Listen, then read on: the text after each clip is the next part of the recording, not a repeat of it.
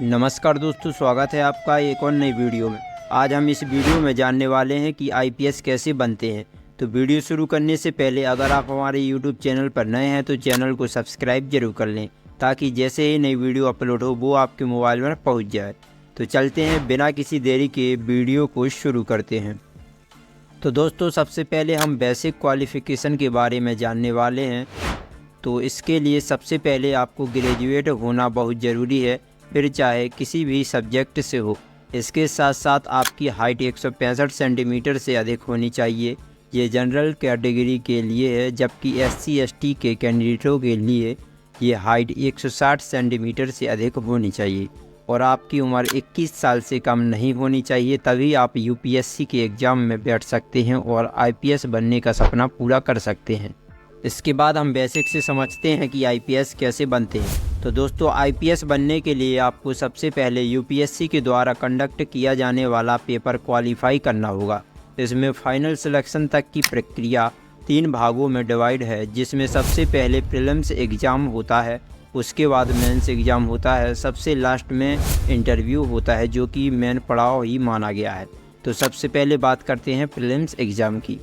Prelims का paper सबसे पहले कराया जाता है। इसे हम एक तरह से ट्रायल पेपर मान सकते हैं, क्योंकि प्रीलिम्स एग्ज़ाम के मार्क्स फाइनल मेरिट में नहीं जुड़ते हैं। यह केवल क्वालिफाइंग एग्ज़ाम है जो 200-200 मार्क्स के 2 पेपर में बटा होता है, जिसमें सबसे पहला एग्ज़ाम GS पेपर फर्स्ट का होता है और इसमें कुल 100 प्रश्न पूछे जाते हैं, जिसमें प्रत्येक प्रश्न 2 नंबर का होता है। इस प्रकार यह टोटल 200 नंबर का पेपर होता है। इसके बाद बात करते हैं प्रीलिम्स के दूसरे पेपर की, जिसे CSET पेपर 2 कहते हैं। इसमें 80 प्रश्न पूछे जाते हैं और प्रत्येक प्रश्न 2.5 नंबर का होता है। इस प्रकार ये भी कुल 200 मार्क्स का होता है।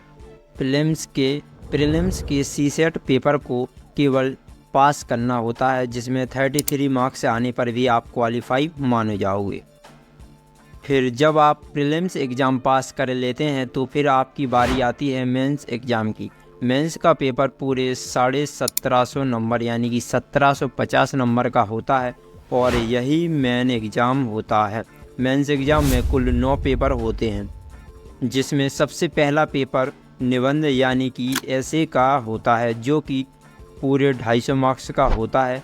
इसके बाद पेपर होता है सामान्य अध्ययन का, जिसमें 4 पेपर होते हैं, जिसमें प्रत्येक पेपर 250-250 नंबर के होते हैं। इस प्रकार सामान्य अध्ययन का कुल वेटेज 1000 मार्क्स का होता है। इसके बाद ऑप्शनल के 2 पेपर होते हैं, ये भी 250-250 नंबर के होते हैं, जिसमें ऑप्शनल पेपर के कुल मार्क्स 500 हो जाते हैं, क्योंकि ऑप्शनल के 2 पेपर होते हैं, वो भी 250-250 की 250 गुणे 2 यानी कि 500 मार्क्स ऑप्शनल पेपर की तैयार हो जाते हैं। इतना होने के बाद आपको इंग्लिश और इंडियन लैंग्वेज के क्वालिफाइंग एग्ज़ाम क्वालिफाई करना होता है। इनमें केवल आपको पास भर होना पड़ता है। इस प्रकार आप भी मेंस एग्ज़ाम के मार्क्स कैलकुलेट कर सकते हैं। मेंस एग्ज़ाम को जब आप पास कर लेते हैं तो इसके बाद बारी आती है आखिरी पड़ाव की, जो है इंटरव्यू। दोस्तों, आपको बता दें कि UPSC का इंटरव्यू भारत का सबसे डिफ़िकल्ट इंटरव्यू माना गया है। इसका इंटरव्यू टोटल 275 नंबर का होता है। यह एक प्रकार का पर्सनालिटी टेस्ट है, जिसमें आपके बोलने बात करने के स्वभाव से लेकर हर एक बारीक से बारीक चीज़ को भी नोट किया जाता है और इंटरव्यूअर आपसे कुछ क्वेश्चन करता है, जिन्हें आपको हैंडल करना होता है।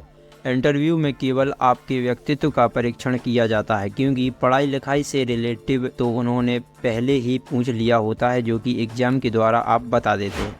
और जब आपका इंटरव्यू क्लियर हो जाता है और फाइनल मेरिट लिस्ट में नाम आ जाता है, तो उसके बाद आपके पास ज्वाइनिंग लेटर आता है और फिर आपको अगर IAS की सीट मिली होती है तो आपको 2 साल की ट्रेनिंग के लिए लवासना यानी कि लाल बहादुर शास्त्री राष्ट्रीय अकादमी ऑफ एडमिनिस्ट्रेशन में भेजा जाता है। जबकि अगर आपकी IPS की सीटें आवंटित होती है तो फिर आपको 2 साल की ट्रेनिंग के लिए सरदार वल्लभ भाई पटेल राष्ट्रीय पुलिस अकादमी में भेजा जाता है, जो कि हैदराबाद में है। आपको एक और जानकारी दे दें कि फाइनल मेरिट में परफॉर्मेंस के हिसाब से आपको IAS या IPS की सीट अलॉटेड की जाती है। और अब बात करते हैं ट्रेनिंग की।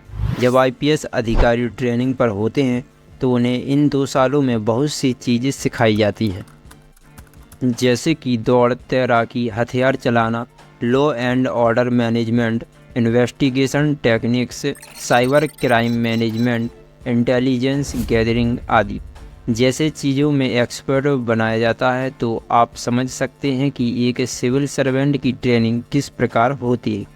इसके बाद जब ट्रेनिंग कंप्लीट हो जाती है तो उनको उनके स्टेट के अकॉर्डिंग डिस्ट्रिक्ट में पोस्ट कर दिया जाता है। अब हम बात करते हैं एक आईपीएस अधिकारी की सैलरी और अन्य सुविधाओं के बारे में। तो दोस्तों, एक आईपीएस अधिकारी की प्रारंभिक सैलरी 56,100 पर मंथ से शुरू होती है, जो कि लास्ट तक 2,25,000 पर मंथ तक जाती है। इसके बाद बात करते हैं अन्य सुविधाओं की। तो दोस्तों, एक आईपीएस अधिकारी को सरकारी बंगला, गाड़ी और सुरक्षा जवान, मेडिकल फैसिलिटी और गवर्नमेंट ट्रैवलिंग अलाउंस के अलावा बहुत से अलाउंस दिए जाते हैं। इसके साथ साथ वर्दी और अन्य भत्ते भी दिए जाते हैं। तो दोस्तों, ये थी कुछ आईपीएस बनने वाली कुछ विशेष बातें जिन्हें गौर करके आप इन पर अमल कर आईपीएस बन सकते हैं। आईपीएस बनने के लिए एक कैंडिडेट बहुत संघर्ष करता है, जब जाकर वो यूपीएससी क्लियर करता है और आईएएस, आईपीएस और आईएफएस जैसे बड़े एग्ज़ाम को क्लियर करता है। इसके बाद भी उनका क्लियर नहीं होता है कि इंटरव्यू में उनका क्या होना है। इंटरव्यू में जब कोई कैंडिडेट पास हो जाता है और उनका परफॉर्मेंस अच्छा होता है, तब उनको फाइनल मेरिट लिस्ट में आने के बाद उनको आईपीएस या आईएएस अधिकारी बनते हैं। उसके बाद उनकी लाइफ की जो सिचुएशन है वो सब हैंडल हो जाती हैं। क्या दोस्तों, आपका भी सपना है आईएएस या आईपीएस अधिकारी बनने का? तो कमेंट बॉक्स में ज़रूर बताएं। अगर आपको ये वीडियो पसंद आया हो तो वीडियो को लाइक करें, शेयर करें, और अगर अभी तक आप हमारे यूट्यूब चैनल को सब्सक्राइब नहीं किए हो तो चैनल को सब्सक्राइब ज़रूर कर लें। और अगर कोई आपके मन में क्वेश्चन हो तो कमेंट बॉक्स में ज़रूर पिन करें, कमेंट बॉक्स में ज़रूर बताएँ। तो मिलते हैं अगले वीडियो में। जय हिंद।